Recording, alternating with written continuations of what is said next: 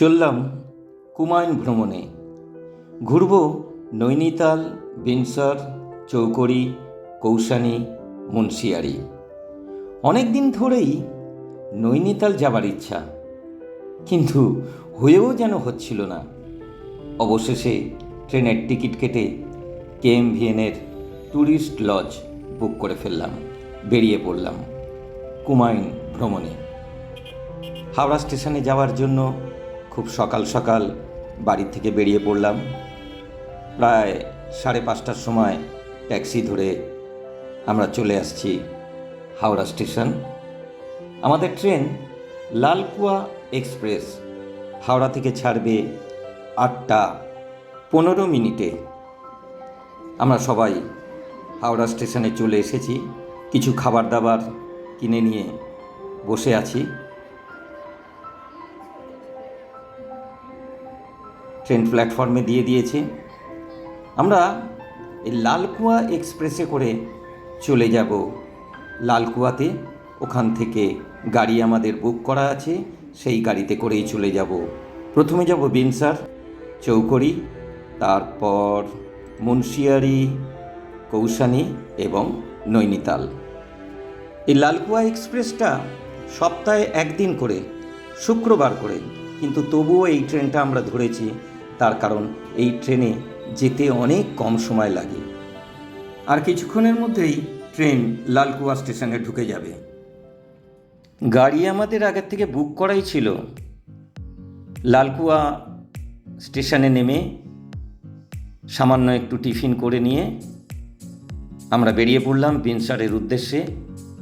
আমরা যেখানে যেখানে থাকব, অর্থাৎ বিনসর, চৌকড়ি, মুন্সিয়ারি, কৌসানি এবং নৈনিতাল, সব জায়গাতেই আমরা KMVNের বাংলো বুক করেছি।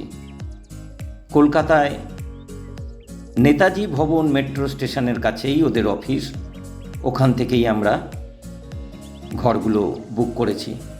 রাস্তার পাশে পাশে সুন্দর স্ট্যাচু করে দেওয়া আছে এরকম।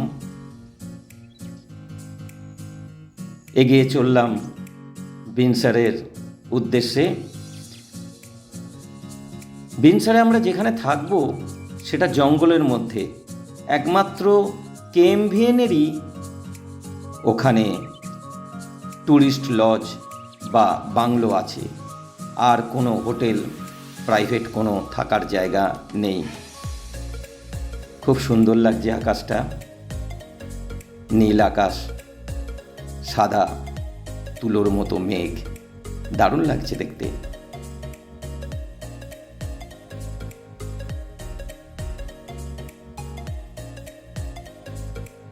একটু নেমে ছবি তুলতে শুরু করলাম। আমরা আলমোড়ার কাছাকাছি চলে এসেছি, আর কিছুক্ষণ পরেই আমরা আলমোড়াতে ঢুকছি। এটা বিবেকানন্দ গেট বা দ্বার। এই আলমোড়া জায়গাটা ভীষণ সুন্দর, এখানেও অনেকে এসে থাকেন।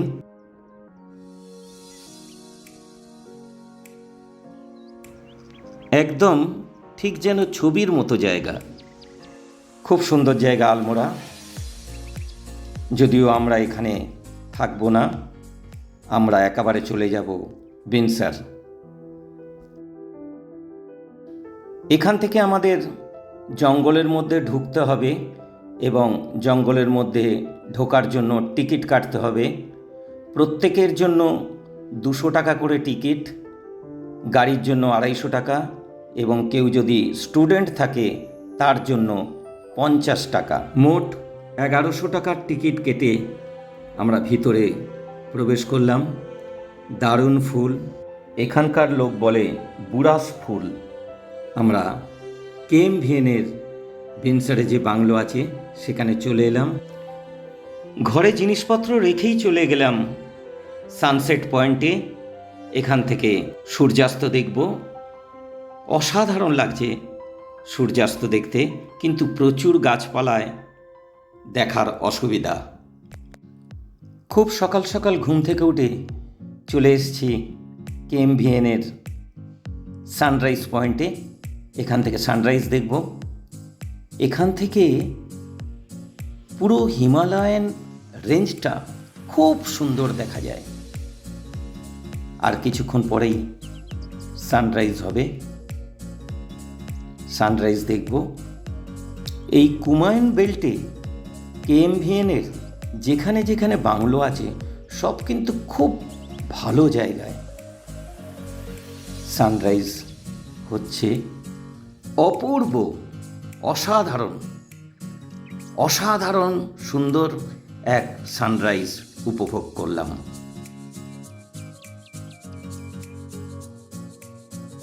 এই সানরাইজ দেখতে দেখতেই কেএমভিএনের ক্যান্টিন থেকে এখানে আমাদেরকে চা খাওয়ালো।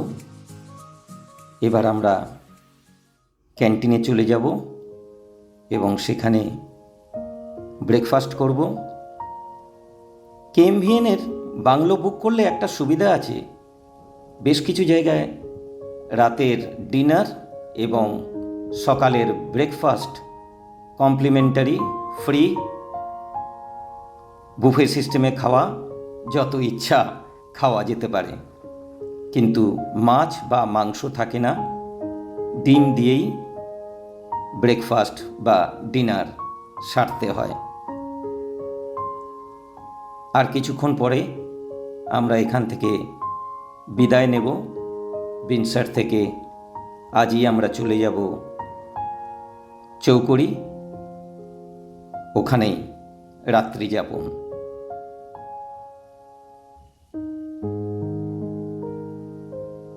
বিদায় বিনসার। আমরা বিনসারকে বিদায় জানিয়ে চললাম। ওক, পাইন এবং রডোডেন্ড্রনে ছাওয়া বিনসারকে বিদায় জানিয়ে আমরা চললাম চৌকড়ির পথে।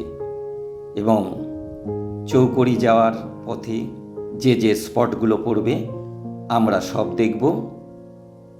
প্রথমেই আমরা যাব কাসার দেবী মন্দিরে। আমরা চলে এসেছি কাসার দেবী মন্দিরে।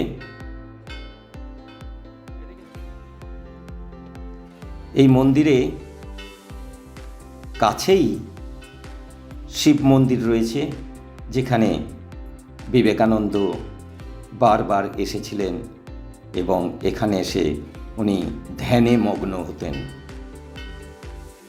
এই কাসার দেবী মন্দিরকে অনেকে কাত্যায়নী দেবীর মন্দিরও বলে থাকেন। শুম্ভ নিশুম্ভ বধ করার জন্য দেবী পার্বতী এখানে কৌশিকী রূপে আবির্ভূতা হয়েছেন। এই শিব মন্দির যেখানে স্বামী বিবেকানন্দ বারবার এসেছিলেন এবং ধ্যানে মগ্ন হতেন।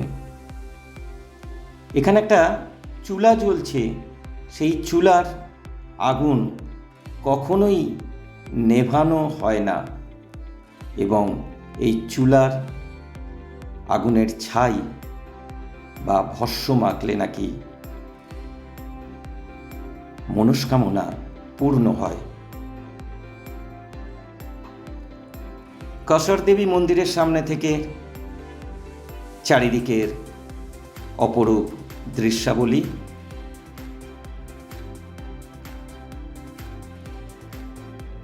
ভীষণ ভালো লাগছে এখান থেকে চারিদিকের দৃশ্যাবলী দর্শন করতে।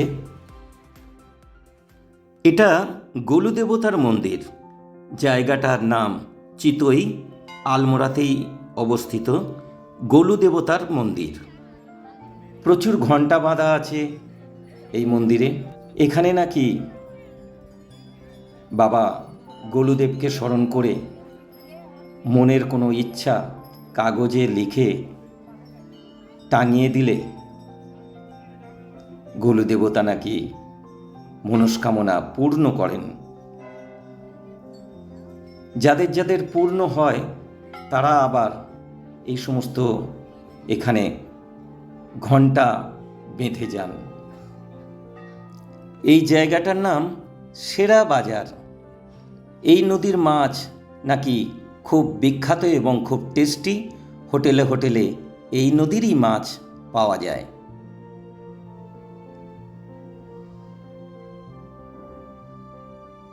দারুণ দৃশ্যাবলী। আমরা প্রায় পৌঁছে গেলাম চৌকড়িতে। আজ এখানে আমরা রাত্রি যাপন করব।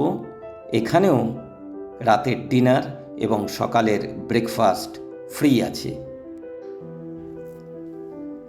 চৌকড়িতে ঘরের বারান্দা থেকে সানরাইজ দেখব। সানরাইজ হচ্ছে। সানরাইজ দেখার পর ব্রেকফাস্ট করে আমরা বেরিয়ে যাব মুন্সিয়ারির উদ্দেশ্যে।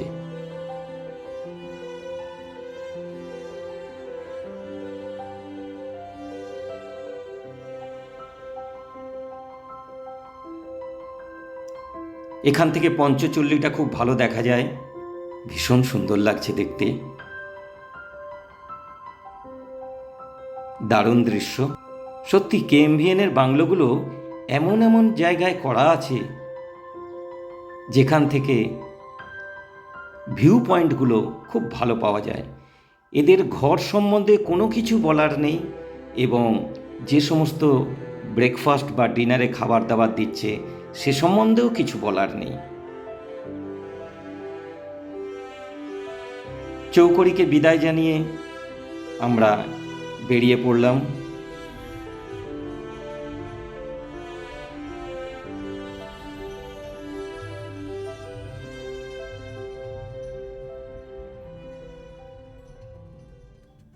চলে এলাম পাতাল ভুবনেশ্বর। শেষনাগ ও শিব ঠাকুরের আপন ডেরা। স্ট্যালাকটাইট ও স্ট্যালাগমাইট চুনা পাথরে তৈরি ৩৩ কোটি দেবতা। বনবাসকালে নাকি পঞ্চপাণ্ডব এখানে এসেছিলেন। গুহার ভিতরে বিশাল ফনা তোলা শেষনাগ দেখব বলে আমরা সবাই চললাম। প্রথমে চেন ধরে ৩৫ মিটার নামতে হবে, সেটা শুয়ে শুয়ে। তারপর দেবদেবীদের মূর্তি দেখা যাবে। ঠিক এই জায়গা থেকে নামতে হয় নিচে। দেখলাম অনেক কিছু জিনিস। বিশাল ফনাতোলা শেষনাগ, গরুরের দেহ, মুন্ডহীন গণেশের দেহ। ছবি তোলা বারণ ভিতরে, তাই ছবি তুলে আপনাদেরকে দেখাতে পারলাম না। এগিয়ে চললাম মুন্সিয়ারির দিকে।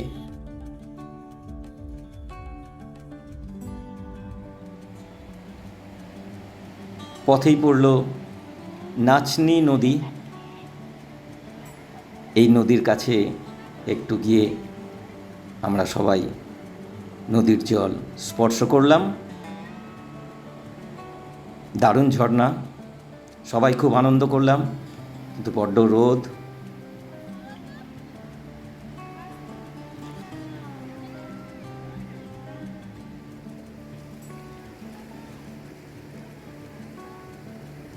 এই পথে অনেকক্ষণ পরে একটা এরকম সুন্দর ঝর্ণা দেখতে পেলাম, তাই দারুণ লাগছে দেখতে, ভীষণ ভালো লাগছে। রাস্তার একদম পাশেই পড়ল বিড়থি ফলস। অনেক উঁচু থেকে বিড়থি ফলস নিচে লাফিয়ে নামছে। প্রায় 100 মিটার ওপর থেকে নামছে বিড়থি ফলস। দারুণ রমণীয়। বর্ষাকালে এর রূপ কিন্তু আরও রমণীয় হয়। নিচে বয়ে চলেছে বিড়থি নদী। বিড়থি ফলস দেখার জন্য দর্শনী মূল্য ধার্য আছে 20 টাকা পার হেড। কাছের থেকে বিড়থি ফলসকে দেখার জন্য বা উপভোগ করার জন্য একটা কাঁচের ঘর করে দেয়া আছে এবং কাঁচের প্ল্যাটফর্মও করে দেয়া আছে। বিড়থি ফলস দেখে আমরা এগিয়ে চললাম মুন্সিয়ারির দিকে। সূর্য অস্ত যাচ্ছে, গাড়িতে যেতে যেতেই সেটা দেখলাম। চলে এলাম কালামণি টপে। দেবী এখানে কালীমাতা, চতুর্ভুজা এবং সিংহ বাহিনী। চলে এলাম মুন্সিয়ারিতে। আজ রাতে আমরা এখানেই রাত্রি যাপন করব। প্রথম পর্ব বা ফার্স্ট পার্টের এখানেই সমাপ্তি। পরবর্তী সেকেন্ড পার্টে থাকবে মুন্সিয়ারির সাইট সিন, কৌশানী এবং নৈনিতাল। থাকবে পঞ্চচুল্লী, নন্দাদেবী, বৈদ্যনাথ, মুক্তেশ্বর, নয়নাদেবী টেম্পল এবং আরও অনেক কিছুই থাকবে। সুতরাং আজ বিদায় নিচ্ছি। সবাইকে বলছি পরবর্তী বা সেকেন্ড পার্ট আপনারা সবাই দেখবেন, এবং যারা এই চ্যানেলে নতুন প্লিজ চ্যানেলটা একটু সাবস্ক্রাইব করে দেবেন এবং ভিডিওটা লাইক এবং শেয়ার করে দেবেন। গুড বাই সবাইকে, সবাই ভালো থাকবেন। শেষ করছি অমিত পাল।